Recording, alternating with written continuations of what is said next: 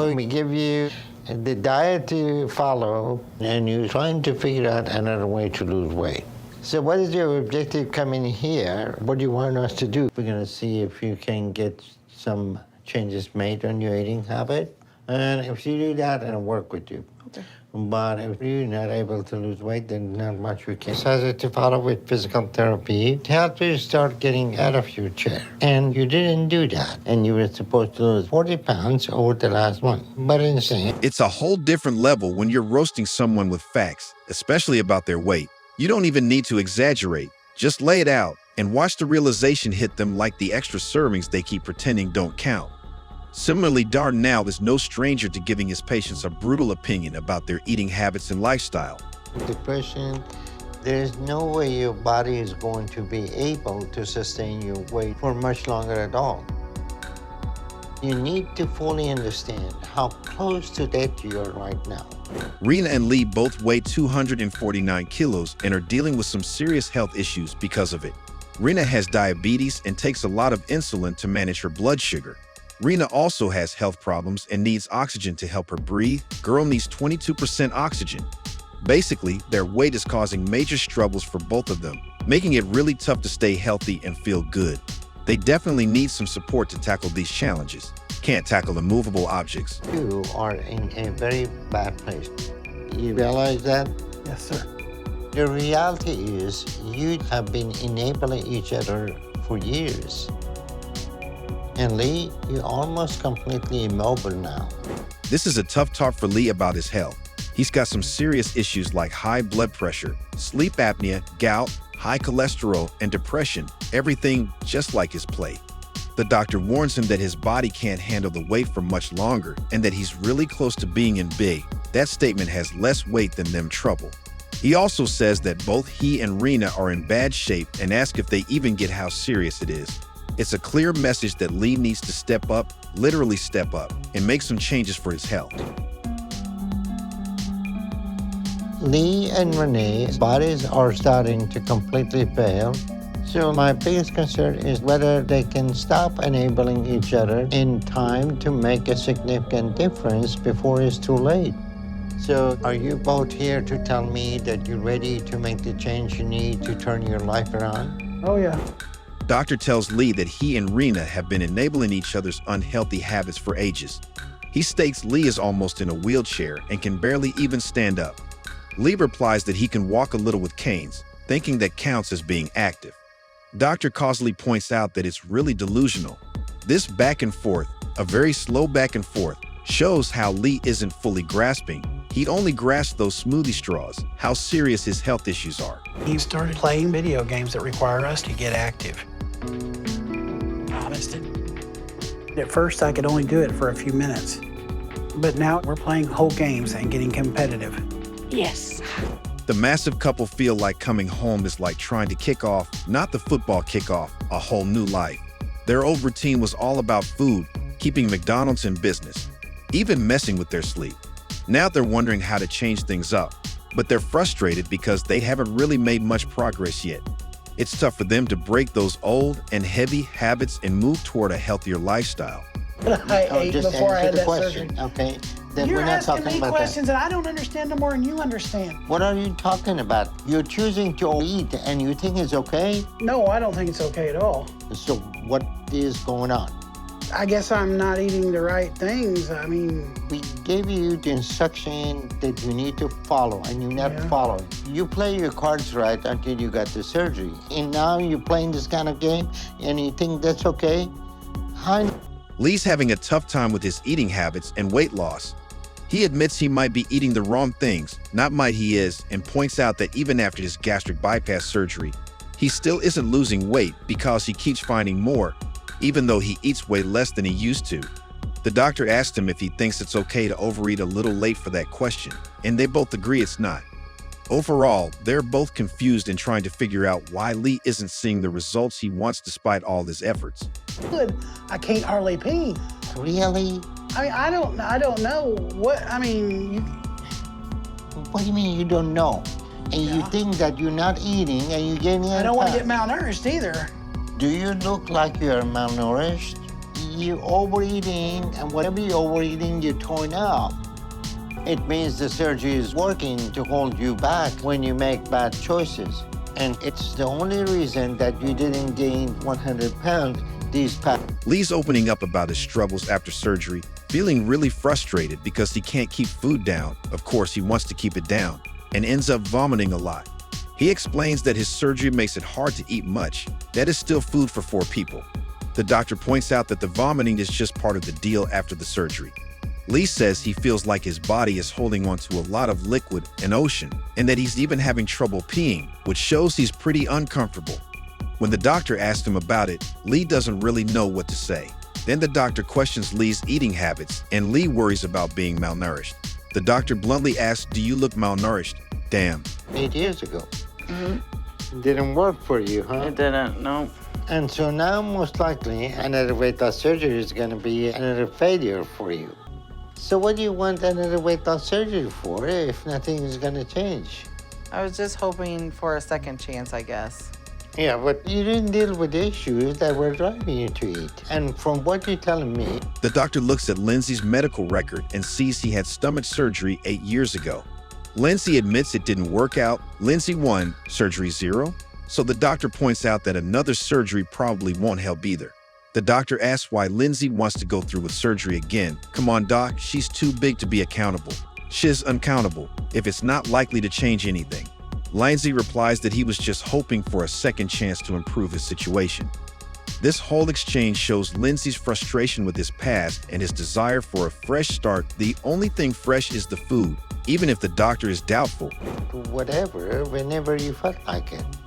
So if you still feel like eating whatever, whenever, you're gonna be 600 pounds like you are. Yeah. Okay. So this is totally a behavioral problem that is not gonna be corrected just... The doctor tells Lindsay she hasn't really figured out why she eats the way she does. At some point, Lindsay just gave up trying and started eating whatever she wanted. It was the 600 lobes that gave it away, whenever she felt like it. The doctor points out that if Lindsay keeps this up, she's going to stay at 600-something lobes sumo wrestling scholarship. It's a reality check, making it clear that if she wants to see any change, she needs to rethink her relationship with food. Oh, she a hoe for food. Everyone's allowed. Okay, here's what you need to do. I'm going to give you a 1,200 calorie a day, high protein, low carb diet. The doctor is laying it down for Paul, saying there's no excuse for enabling behavior that could hurt Lindsay. He points out that if Paul really wants to help her, he needs to step up and set some boundaries, grow some balls, not your wife. The doctor suggests that being firm might even make Lindsay angry, but that's part of getting her to see how serious her situation is. This chat really shows the doctor's frustration with Paul's inaction and emphasizes the need for tough love to help Lindsay make real changes. It's a wake-up call for Paul to understand that his support has to be more constructive and less about just going along with things. Bull. Now, I'm not sticking around for it. It's serious. Eat them. Come on. Eat death, Lindsay. Eat death.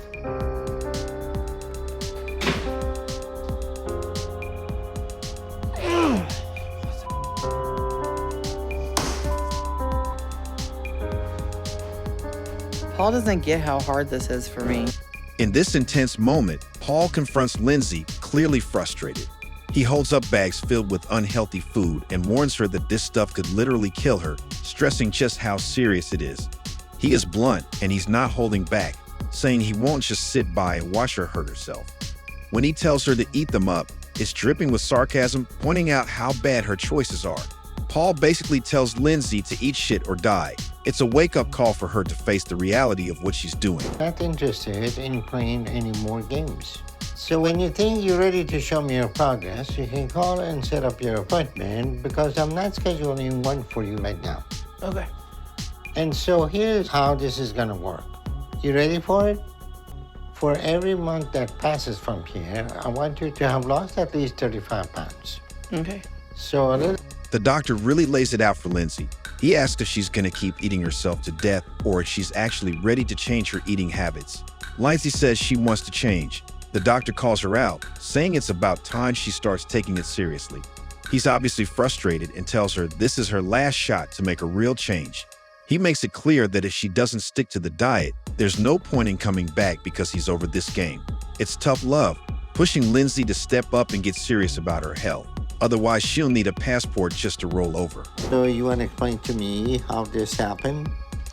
I have a lot of fluid in my legs. Can you try something swelling. else? Because I heard that one 1,000 times. Fluid is not adding to your weight gain. So the reality is, to gain like you did, you still have to be eating over 10,000 calories a day.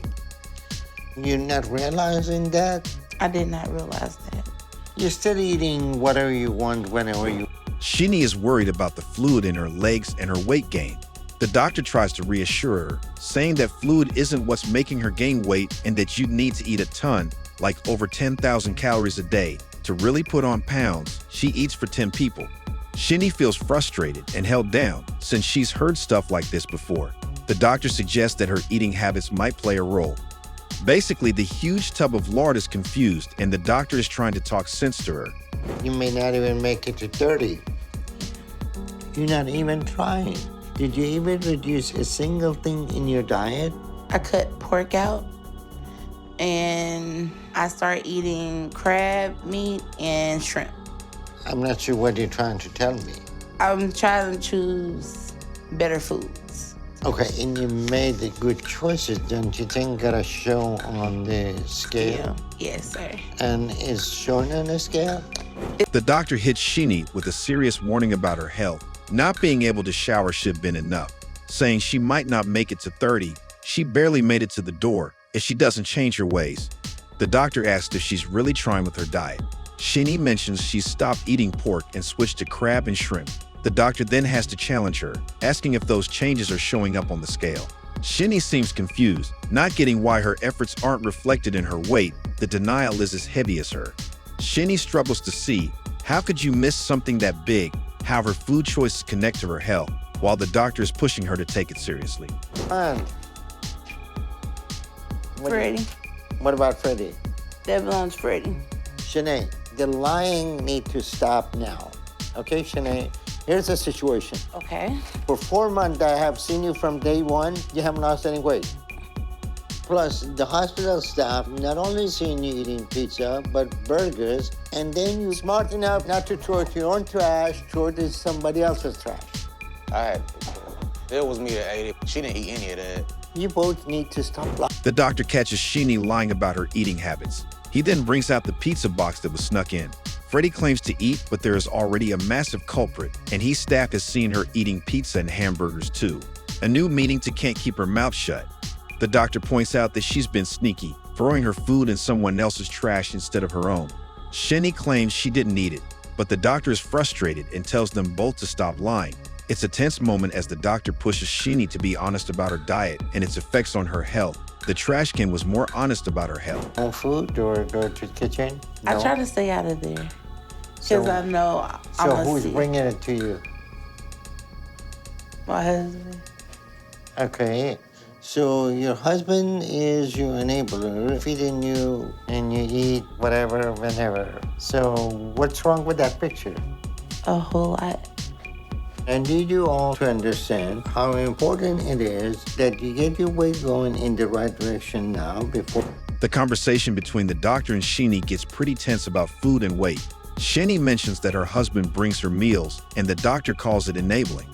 They dive, a pool wouldn't survive her dive, into how important it is for her to take control of her health, instead of taking control of her plates, suggesting that relying on someone else could lead to problems if she doesn't make some changes soon. It's a relatable, only relatable if you're 600 pounds moment that captures the struggle between seeking comfort and the need for personal accountability. Okay, the same question. Look at me again. You have weight loss surgery, you lose weight, right? Yes. Okay, because you eat less. Yes. If you eat less, you lose weight. I'm not eating. I'm telling you. And this is for Freddie. It So was. part of that it makes sense. Schenee, Yes. you don't change. There is nothing we can do to help you. She didn't eat anything. That was me. Why the scale hasn't shown anything, Like I said, she okay? builds fluid up. She can't help it. That's the one thing she's been stressing about is the fluid. None of your tests show that you're retaining water, okay? You're not 7. The doctor asks Schenee if you lose weight after surgery, and she agrees, saying it's because you eat less. When the doctor presses her about not eating, Schenee claims the food was for Freddie. The doctor doubts that and tells her they can't help unless she changes her ways. Freddie jumps in, saying he ate the food instead, but the doctor asks why it's not showing on the scale. Schenee says it's just liquid, you're the 7 C's, and she's worried about that. The doctor reassures her that liquid isn't the issue and points out she can't weigh 700 globes in water, Pacific Ocean. Let me say this in front of the doctor. If you're not listening to nothing that he's saying, because you get mad not only at Freddie, you get mad at me. Schenee, when I tell you, you don't need that, what do you do? What do you do? Schenee, most of the time. Okay. So we either gonna do it now. Shenee's mom is concerned and frustrated as she urges her to listen to the doctor and not the food getting delivered, instead of taking her anger out on others. She points out a pattern in Shenee's reactions and stresses that now is the time for change, like not getting mad at Freddie or her when she gets put in line, more like dipped in circle. When Schenee mentions she's made some small steps, any step is a massive one, her mom responds supportively, showing she's ready to help her through it. She blends tough love and encouragement. And you wait. What do you do all day? What do you do with your routine from the time you wake up till you go to bed? Nothing. Obviously you eat. Well, yeah, but That's what I'm looking for. Gotcha. What do you mean? And you just left that out conveniently. There's a contrast between the straightforward question about daily activities and the underlying tension in the responses. Delana initially claims to do nothing, suggesting emptiness in their routine. However, when eating is brought up by Dr. NLWYOUDONEFOR, it highlights a reluctance to acknowledge food's central role in her life. The denial about her eating habits is more visible than her neck. Second in between? no. That almost sounds too good to be true. So if that is your current diet, you should have lost a lot. So you put the math together today, your BMI is 111. And this is very dangerous BMI to be at. And normal BMI is 18 to 25. Yours is over 100. 111 is one of the high. Dr. Nell is confronting Delana about her eating habits and health. When snacks come up, it hints at her struggle with unhealthy foods or possibly a person in her life who's a bad influence. Dr. Nels doesn't believe her claim of having a current diet, making the changes she needs resulting in her dangerously high BMI of 111, which is more than her daily step count. So you're an enabler guy that she's gonna try to eat healthy, and you're gonna bring her all the high-calorie food. So well, yesterday she was so stressed out about the van and everything that I gave in and got her a candy bar. Stressed out in treatment for that is candy bar. I was in the car with her for 10 hours yesterday. That justified helping kill her and give her something. Delana is in a tense spot about her eating habits. Dr. Now calls Delana's husband out for enabling bad choices, pointing out that bringing in high-calorie snacks is messing up her goal to eat healthier. He tries to justify it, mentioning how stress makes her reach for comfort foods like chocolate. But deep down, very deep down, he and she knows that those choices don't improve her health. The long car ride adds to her frustration, making it even harder to stick to good eating habits. And so I'm going to get some stuff for you and bring it to you and explain to you what to do with it. I have an app that I've been using. It's free. She puts in her calories every day. Okay, do me a favor. Yes, sir. Delete that freaking app, okay? Because this is when you get yourself in trouble. So forget about the app, okay? I delete it. The diet is very simple. I'm going to give it to you, okay? All right, I'll be right back. Yes, sir. Dr. Now is trying to help Delana with her eating habits by suggesting a calorie tracking app.